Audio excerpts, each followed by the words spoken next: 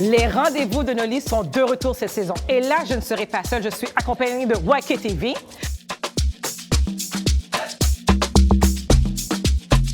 Et cette saison, nous allons recevoir des gens avec des histoires inspirantes. Tu me mets dans tous mes états, je ne me reconnais même pas lorsque tu es près de moi. Mon cœur ne fait que battre pour toi, tu me mets dans tous mes états, je ne me reconnais même pas lorsque tu es près de moi. Je me sens une certaine responsabilité aussi en tant qu'animatrice, personne dans les médias, de représenter toutes les diversités puis de donner une parole et une place aux gens qui l'ont moins. Dans mon livre, j'explique que je n'avais pas le droit de voir ma famille haïtienne, ne serait-ce que sous la garde de grand-papa, de mon grand-papa blanc. Donc, je pouvais aller manger avec mon père au McDonald's. Les gens des années 90 se souviendront, les banquettes Ronald McDonald très laides, en plastique. Et mon grand-père était à 2-3 tables plus loin. Et moi, je mangeais avec mon papa, puis il nous surveillait. Il y avait ce système de surveillance qui est toujours fait sur les Noirs, autant dans la société encore aujourd'hui de manière plus subtile. Mais mon grand-père avait ça, de au cas où qui te ramène en Haïti. Donc, très tôt, j'ai vu qu'il y avait quelque chose qui clochait, en fait. Parce que moi, je voulais juste être mon papa, tu sais. Moi, je suis né ici. J'ai 35 ans. Et même aujourd'hui, je ne me sens pas partie de la culture québécoise. Habituellement, tous les Haïtiens devraient être ingénieurs, avocats, docteurs. Ouais. Et puis, comment ça se fait arriver acteur? Ben, disons que mon père était pas tout à fait content que je... Mais ma sœur Émeline et mon frère Gérard se sont battus pour moi. Moi, je suis le bébé de la famille. OK. Pour dire à mon père, fais mes bouchous, là. Hein? J'ai pas grandi avec ma mère et j'ai dû apprendre à faire les choses par moi-même parce que quand même, on était des enfants. Avec le temps, j'ai appris pas mal de choses, mais ma grande sœur m'a appris beaucoup de choses. On va dire les recettes de base de la cuisine haïtienne. Puis après, je me suis rendu compte que j'aime bien cuisiner. C'est pour ça que j'ai dit de l'obligation à la passion. Là, aujourd'hui, je me considère comme une passionnée de la cuisine. Pour moi, la pire violence que monsieur m'a fait subir, c'est... ça faisait plusieurs années que je voyais plus ma famille. Moi, je suis la cadette, le bébé jeune, la plus jeune. Et un jour, mon oncle m'appelle pour me dire « Écoute, Nathalie, ta mère, elle est à l'hôpital et elle refuse la dialyse, donc elle aimerait te voir, elle va mourir. » Et mais j'ai pas pu y aller. J'ai pas pu y aller et j'ai pas pu non plus aller à son enterrement. Mais pourquoi qu'il a refusé à ce que tu vois la personne la plus chère à tes yeux? Bien, c'est pour me faire le plus mal possible. Il faut s'inspirer des gens qui nous ont précédés ou des succès qu'on voit, mais jamais les copier. Parce que chacun réécrit ou écrit sa page d'histoire dans notre livre collectif. Et si toutes les pages se ressemblent, ben, le livre n'a plus d'intérêt. Je faisais des vidéos sur Facebook. J'ai ma vidéo qui était virale à l'époque, avant même que viral soit un mot inventé. C'était « T'es belle pour une Noire ». Et depuis lors... Vous connaissez ça? Bien sûr, c'est clair, on l'a tout entendu, mais toi aussi. Absolument, ben voyons. Je tiens à dire que tu es belle. Pour une Noire. Belle, point. OK, c'est bon, merci. Toute ma vie, moi, je me suis présentée comme une femme métissée. Les gens me voient comme une femme métissée. Je suis pâle de peau. Je sais très bien ce que ça veut dire. Toute ma vie, on me demandait d'où tu viens. On essayait de deviner d'où je venais. On me demandait souvent lequel de tes parents est blanc. Et je répondais ma mère, blonde aux yeux bleus. Mais c'était pas tout à fait la vérité. C'était une demi-vérité, en fait. La vérité, c'est que je suis l'enfant d'une aventure que mon père a eue. Mon père a eu une aventure avec une femme noire, une femme éthiopienne que je ne connais pas. Et quand il a avoué à ma mère, sa femme, blanche, elle a dit « Je m'en fous ». Elle a probablement dit « T'es con ». Mais après, elle a dit « Je m'en fous, cet enfant, c'est la tienne, c'est la nôtre, je veux qu'elle grandisse au sein de notre famille ». Donc, c'était un immense acte d'amour. Que cette femme-là t'a donné. Oui, c'est ma mère. Et un jour, j'arrive au secondaire. OK. Et je ne sais pas si vous vous rappelez de votre secondaire. Au secondaire, on veut juste appartenir, être comme tout le monde. Oui, exactement. Ouais. Moi, je suis allée au pensionnat du Saint-Nom-de-Marie, une école secondaire privée pour filles seulement. Je connais. Alors, en arrivant là, quand on m'a demandé... Quand 5 petites filles blanches aux yeux bleus m'ont demandé d'où tu viens, pourquoi ta mère est blanche, j'ai raconté la même histoire que j'avais racontée dans les 10 années précédentes. Mais là, la réaction a été tout autre. J'ai eu comme une espèce de choc de honte. Parce que clairement, c'était défectueux, clairement, c'était tabou. Et à partir de ce moment-là, j'ai décidé de plus jamais rien dire sur mes origines. Tout le monde m'appelle Maggie, mais les enfants m'appellent Oma, grand-mère. Oma, grand-mère. Maggie, tu as toute une histoire. Et ce soir, on a l'honneur au rendez-vous de Noli de te recevoir. Ma maman était veuve à 24 ans. J'ai perdu mon papa quand je n'avais que 5 ans. On était 2 enfants. Mais elle m'a élevée avec tant d'amour qu'elle m'avait toujours dit de ne jamais dire que j'étais orpheline. Chez nous, en Afrique, on dit Ubuntu. Ubuntu, qui veut dire « je suis parce que nous sommes ». À 24 ans, j'ai adopté 7 enfants. 4 enfants Hutus et 3 enfants Tutsis pour, pas ridiculiser, mais pour démontrer que le problème qu'on avait dans notre pays n'était pas ethnique, c'était la mauvaise gouvernance. Moi, je crois que je voudrais recréer une nouvelle génération qui va briser ces cycles de violence. Mais malheureusement, voilà, le 24 octobre 1993, on a assassiné ma famille.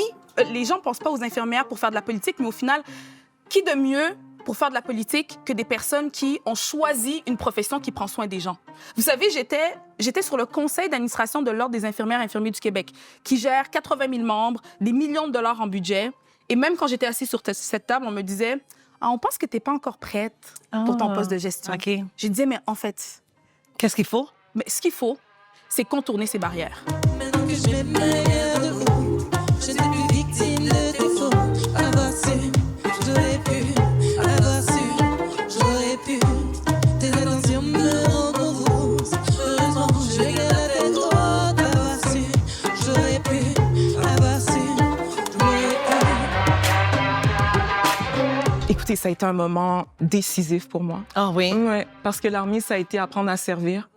Puis vraiment, au-delà de ce qu'on peut s'imaginer, oublier les films sur, je sais pas moi, Jag, les armes qui jouent à la télévision québécoise, etc. Ça a été vraiment un rappel de ce qui est le plus fort dans ce qu'on fait. Puis c'est ce que les ancêtres zoulous appellent l'adage du Ubuntu, le fait qu'on est uniquement à travers les autres.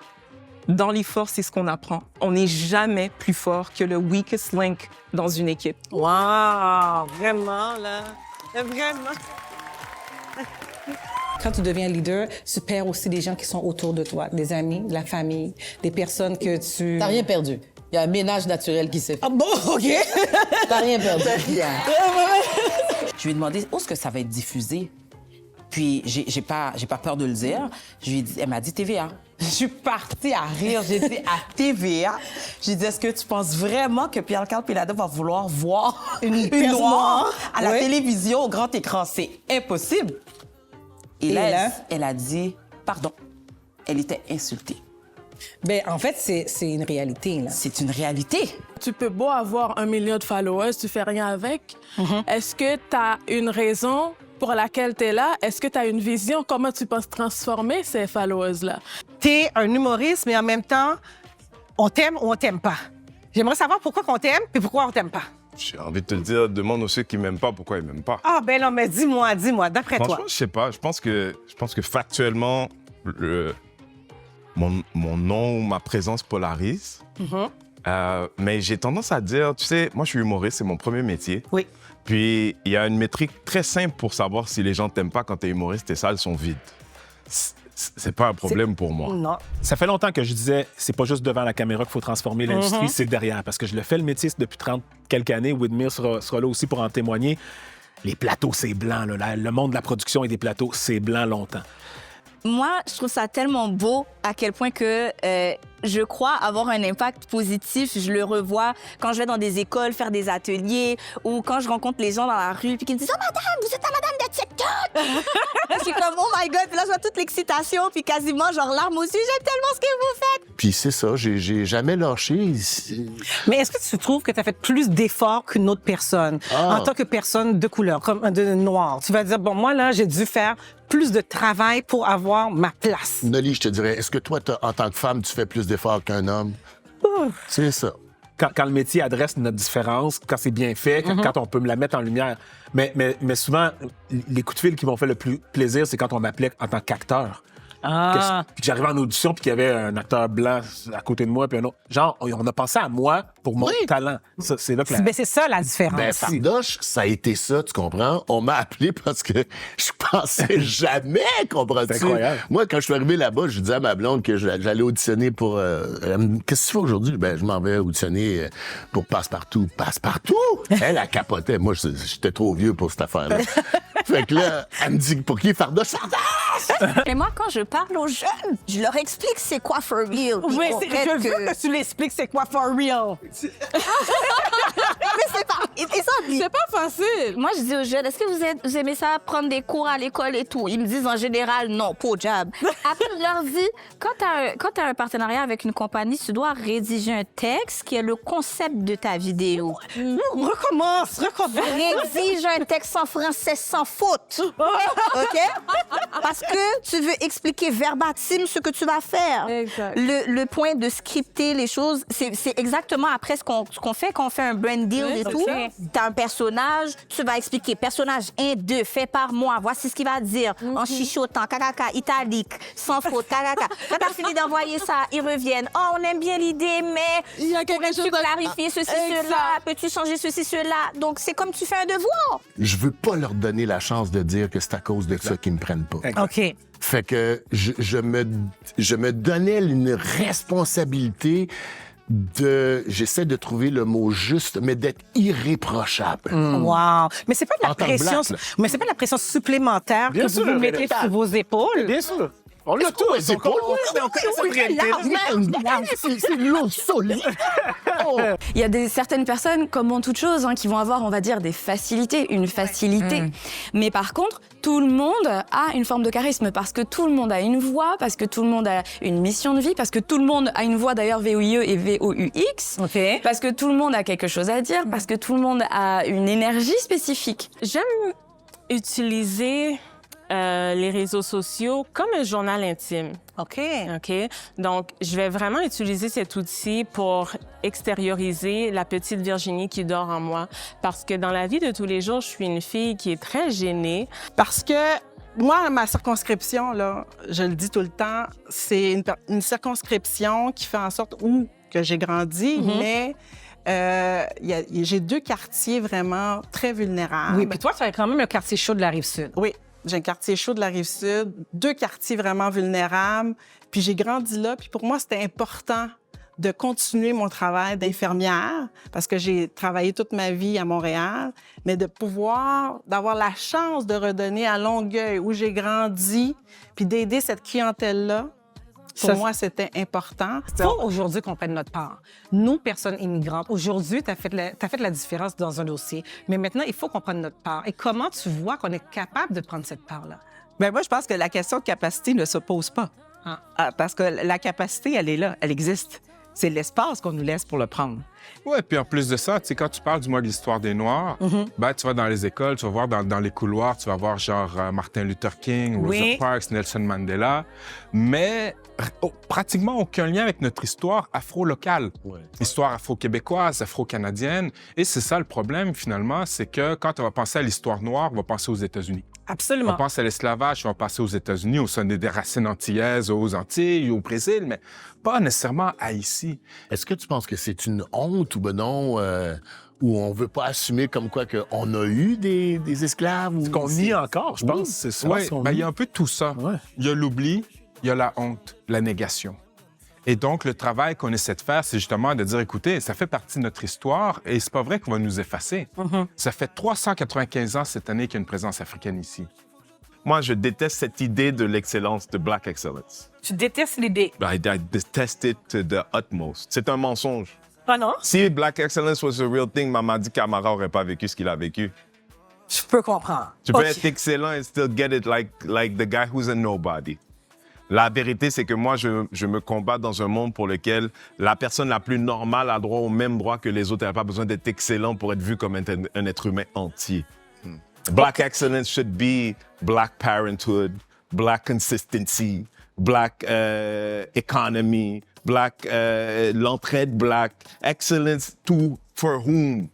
Dans la comparaison d'un homme blanc dans un bureau qui est habituellement, pour ceux d'entre nous qui le savent, ordinaire et qui n'a rien accompli de si spécial. Why is it that we have to be excellent to be considered? Moi, je déteste cette idée. Bon, écoute, il y a du monde qui applaudissent. Dans un Québec blanc francophone, bonne chance. Mais c'est pas grave. T'habites au Québec, t'es Québécois, point barre. Oui, voilà. Alors, comme on a construit notre agence, on a mis beaucoup de focus en dehors. Et même aujourd'hui, on reçoit beaucoup de gens qui veulent nous booker comme pour des conférences. Et à date, ici à Québec, c'est vraiment rare. Le mot qu'on a trouvé pour définir notre travail, c'est qu'on cultive l'engagement. Cultive. Parce que pour un jeune, en 2025, c'est difficile de s'engager. Et pourquoi? Parce que tout est tellement fast-food right now. Ça, là, j'aimerais ça qu'on en parle, cette histoire de fast-food-là. Souvent, on parle de la violence comme si c'est nouveau, bien, la problématique est la violence. Toutefois, la violence est une réponse à un mal. Et c'est là qu'on oublie tous ces facteurs de base qui sont pas présents. Donc, cette question de reconnaissance, où les jeunes ont des défis au niveau de l'identité, la problématique socio-économique. Donc, les jeunes répondent à ces manquements par la violence. Non, c'est sûr que quand tu regardes les nouvelles, un jeune de 14 ans qui vient de Montréal, qui se retrouve en bourse avec une arme d'assaut, tu te dis, OK, moi j'ai un fils de 16 ans, une fille de 12 ans. Je me dis, c'est quoi les chances que mon enfant, premièrement, pense qu'il peut se rendre en bourse, puis qu'il n'y aura pas de problème? C'est avec qui ils sont en contact pour leur donner accès à des armes comme ça. C'est là que je vois, c'est très différent que dans notre temps, là. Je me suis baladé dans le monde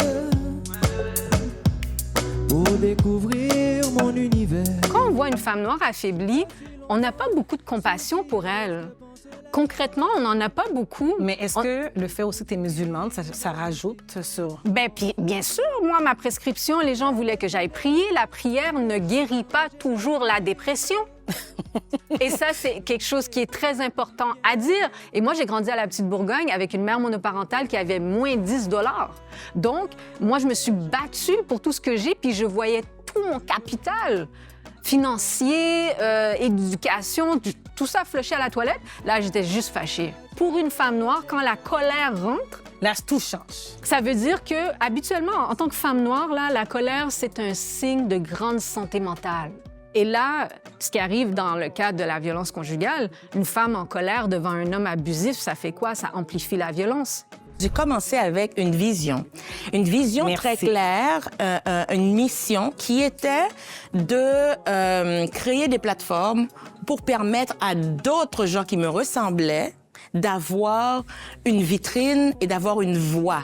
Donc, il n'y avait pas encore de Black Lives Matter. Il n'y avait pas encore de diversité, inclusion, etc. D'ailleurs, on m'appelait cette Madame Diversité-là, etc., parce que j'arrêtais pas d'en parler. On voit comme ça que vous pouvez faire plus de changements que les gens qui sont à l'opposition. Mais nous, on pose les questions. C'est ça. Nous, on se lève à la période de questions. Et tout ça sur les ondes de Natif TV. Mais aujourd'hui, je vous dis que je m'en fous. J'ai décidé de changer de quartier, car je vous ai donné bien plus que vous m'aviez donné ça.